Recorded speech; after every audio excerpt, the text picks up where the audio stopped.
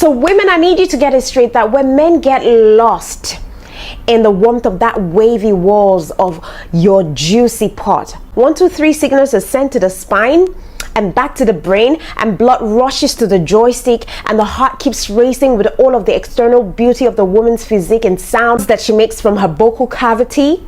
Boom! They are gone. They don't even need to spend 5-10 minutes on that thing. They say it's like heaven on earth.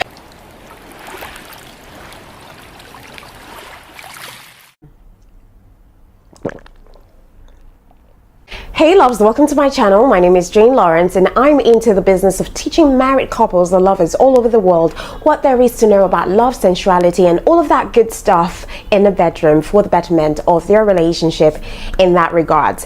And I'm hoping that if this is your first time, you're going to love the channel, subscribe and hit the notification bell to be notified whenever I post a video, and hopefully that you learned something new today.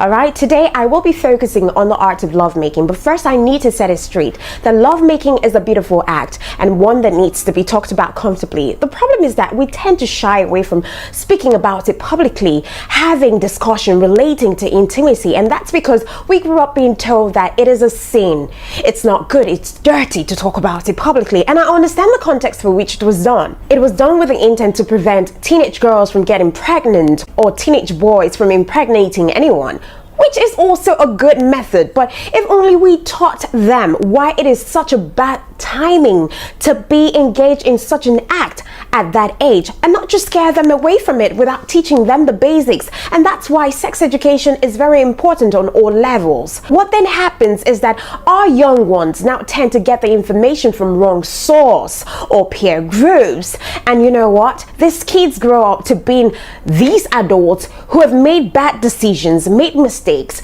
some of them getting scarred by other people's actions towards them, or they grow up to being ignorant and totally clueless about their own bodies, or they get their minds controlled by the media. Well, what I'm trying to say in essence is that a lot of what we know about lovemaking was out of sheer knowledge we got from peer groups growing up, of which most of them were totally wrong. And we grew up not understanding the human anatomy, what makes a man come quicker and what makes a woman come late. Trust me, that's why most men don't know how and why it takes ages for women to arrive. Neither do women know how to please their men. Of course, there is no denying of the fact that there is an orgasm gap between men and women, and that's existentially so because both sexes are built differently by God. Women, our erogenous spots are buried like treasures, and it only needs men who are skillful, who are attentive and patient to unlock those spots, or I call them treasure spots. Talk about the A spot and the G spot. They're buried. But unlike the men, men's erogenous spots are mostly external, and that of the females are more internal. And that's why for men, the average time between the sheets is anywhere from 2 to 5 minutes, while for the female, it's longer than that, about 20 minutes or so, before climaxing, or just simply unique as women.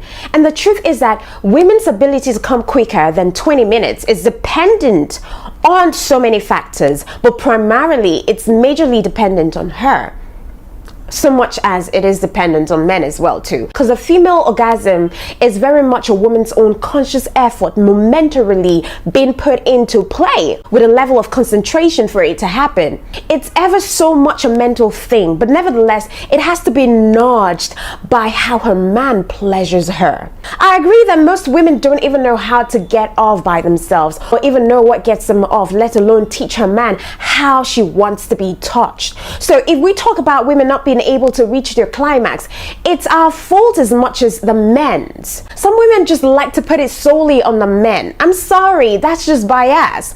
A man only knows what it feels like to come as a man. A man doesn't know how it feels like for a woman to come If he knew, he probably would have done so much more and more remarkably please you. So you as a woman, you know the sensitive area, what gets you much more turned on. It behoves on you to teach your man what gets you off, what area gets women off. Now, we're not relegating the men totally. It's also men's fault because they think that what worked for Lady A can automatically work for Lady B, forgetting that regardless of the fact that there is a universal law that governs women's orgasm, we all are different and we have different timestamps upon when we arrive.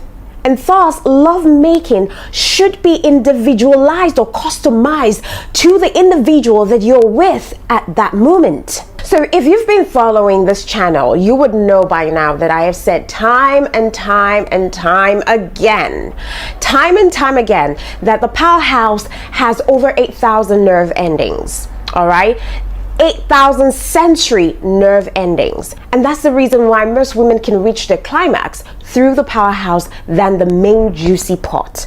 Why is this so? I'll tell you. In terms of touch, men's joystick have way more nerve endings than the inside of the woman's juicy part. Of course, there are lots of, touch sensitivity nerve endings near the opening of the juicy part, which is often like, the first few inches inside.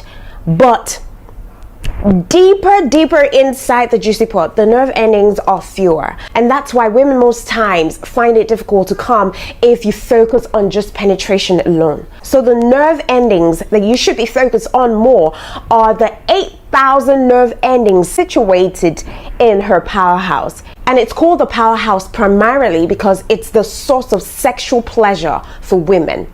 And please, men, you need to know that the powerhouse is a very complex structure, and what you see at the surface between the labia majora and the labia minora is just the tip of the iceberg. It's way longer than that, and it's buried in the upper wall of the woman's juicy part. And the tail end of that powerhouse that you see, that you touch, is called the G-spot. All right, so the end of the powerhouse is basically the G-spot, and that invariably means that most of the powerhouse is not entirely visible because it's internal, and its whole length is buried in the anterior walls of the juicy part.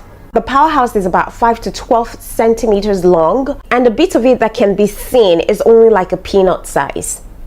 Only like a peanut size. Like I said again, a woman can reach a climax faster when her powerhouse is stimulated skillfully. Now, the juicy part doesn't get much sensation as compared to the powerhouse. The powerhouse is much smaller, and thus the nerve endings are much denser. As a matter of fact, a study has proven that it's just merely 18% of women that can reach the orgasm through penetration of the juicy part. Remember that the powerhouse grows too. When aroused, it swells, like blood flows to it, causing it to swell up, and it becomes erect like the mini joystick for most women. And then the rest of the vulva becomes deep in color. A juicy part becomes wider and deeper in order to accommodate the joystick of any size or any length. And now, this is how it's different for the men. The men's joystick, especially the head or the cap, has 4,000 nerve endings, right? And it's so sensitive to touch. And you can liken the sensitivity of the cap to that of the powerhouse. But here is something that I have learned. Now, I have learned that the men who retain their foreskin have way more higher sensitivity compared to second-sized men. And that's because the foreskin has about 20 to 30,000 nerve endings. But when the foreskin is cut off, what is left is just the 4,000 nerve endings on the cap. And the circumcised men are lucky too, because the remnant of the foreskin is what now forms the frenulum, and the frenulum is that V shape underneath the cap of the joystick. It is as sensitive as the powerhouse of the woman's vulva. All right, now with all of those things that I have said, you can now fully see how complex the anatomy of a woman is and why it takes almost forever for a woman to come. Don't you forget that it's easier for men to arrive because there is a spinal cord pathway that connects to the frenulum and rapidly sends signal to the ejaculation center of the spinal cord. And ejaculation is more hormonal, right? It's more hormonal and more mental than you think it is. So women, I need you to get it straight that when men get lost in the warmth of that wavy walls of your juicy pot. 1, 2, 3 signals are sent to the spine and back to the brain, and blood rushes to the joystick, and the heart keeps racing with all of the external beauty of the woman's physique and sounds that she makes from her vocal cavity. Boom! They are gone. They are gone. They are gone. They don't even need to spend 5-10 minutes on that thing. Except he's a man who has learned the art of edging and holding out on the full blast pleasure. They're gone. They're lost, out of control, women. So if only women knew how powerful their juicy pot is to men, you will understand why men come faster, almost immediately. They say it's like heaven on earth. I hope you learned 1 or 2 things. Until next time, God bless you and stay blessed.